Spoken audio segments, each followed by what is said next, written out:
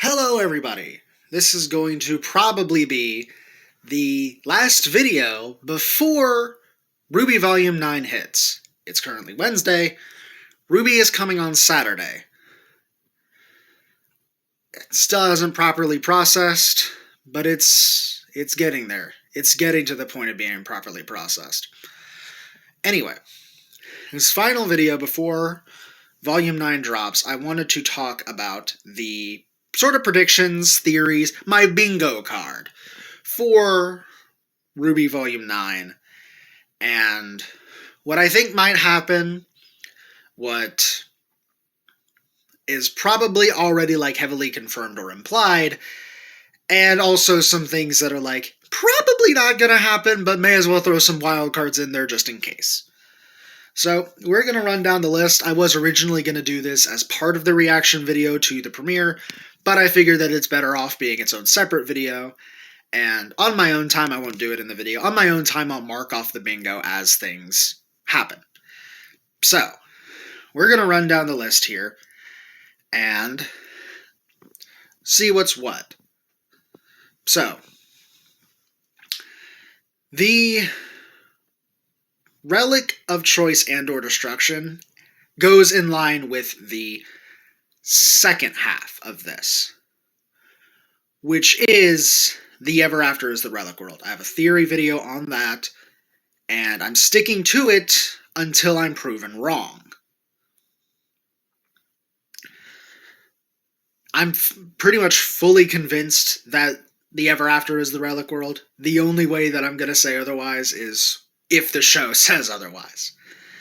So, you can look into the theory video I did based on that, and that will tell you why I have those two things on here. The Knight is Jean. This is an obvious one. It's an easy spot. Yeah. Neapolitan Redemption. It's very likely that Neo is going to be redeemed this volume. At least in my opinion, is very likely that she's going to be redeemed this volume. I don't know. It just feels like that's what's going to happen. It might not, but I feel like it's likely. Someone stays in the Ever After. This feels like the type of self-sacrifice thing that we would get.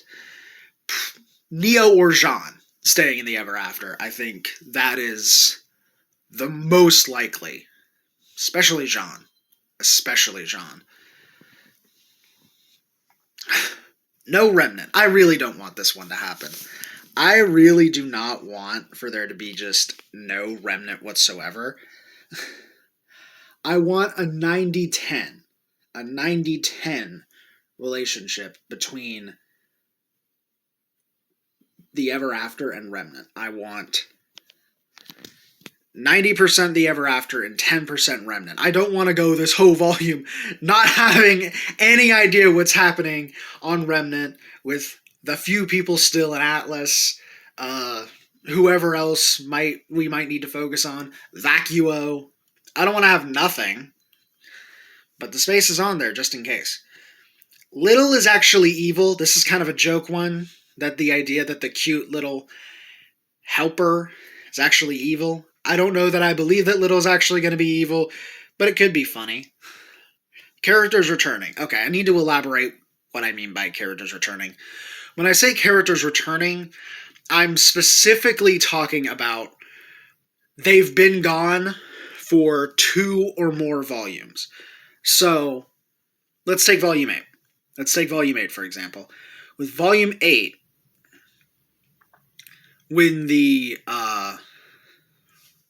broadcast went out, we saw the return of several characters that would classify for this box, which are people like Ilya, Sun, Neptune, Gira, kinda, Tai, Zwei, and especially Shopkeeping Glinda.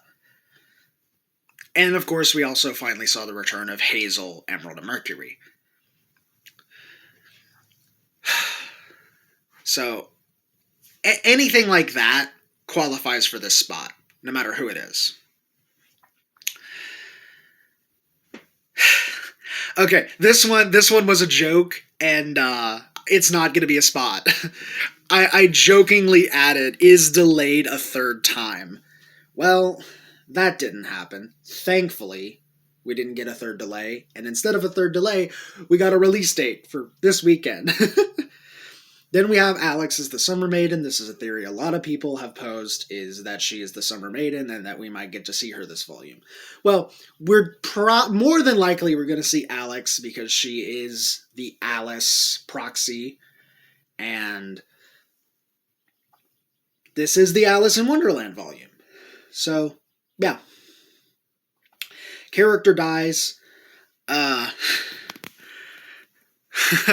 We never had a volume of RWBY without a character death, so yeah, probably gonna get another character death.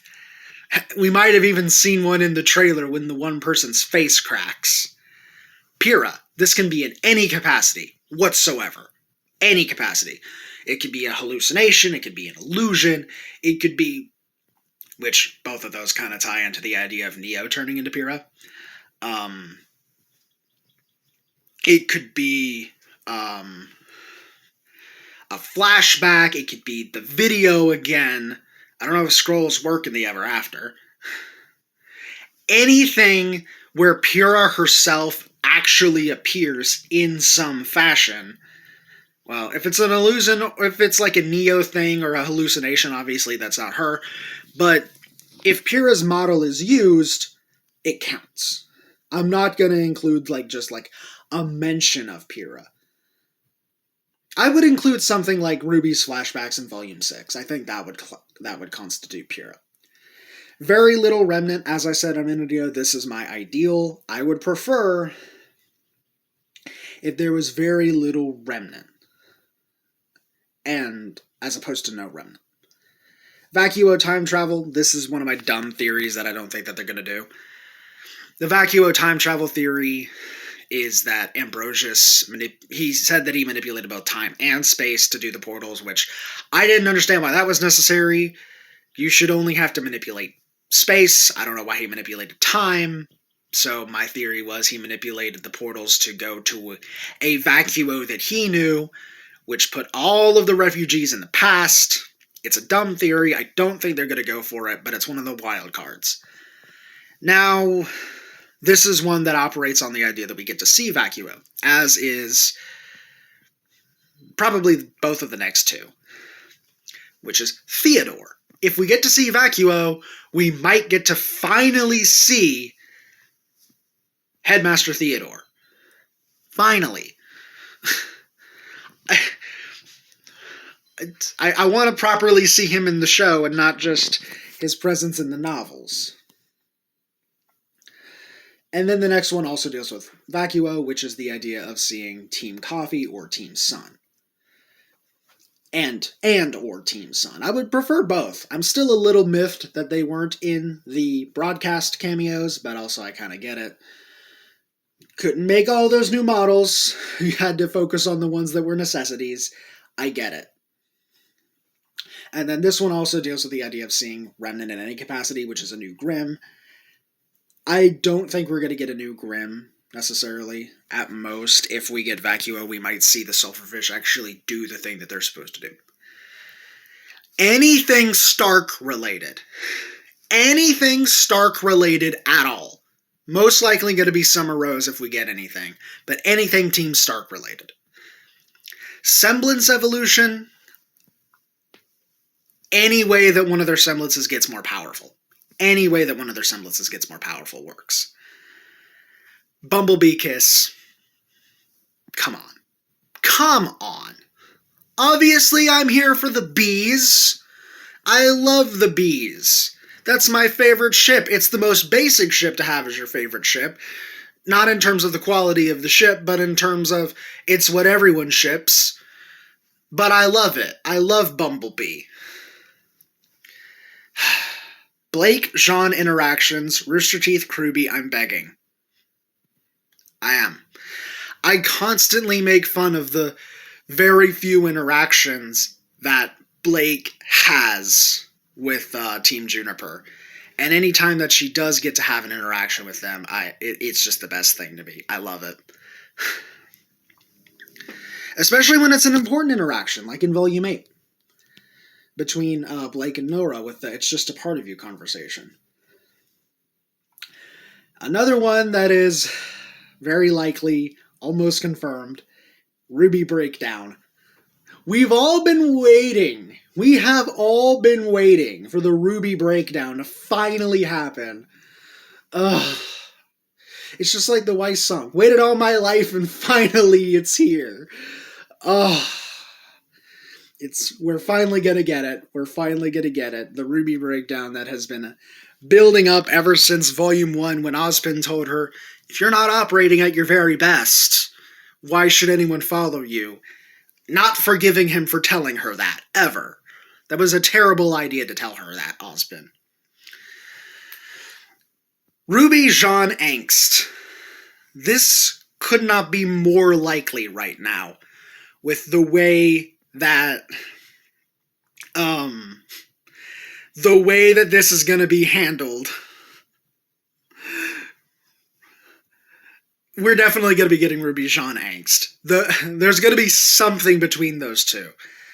And I don't care what the angst is. I don't care if it's them actually, like, outright fighting each other, which we're probably going to get.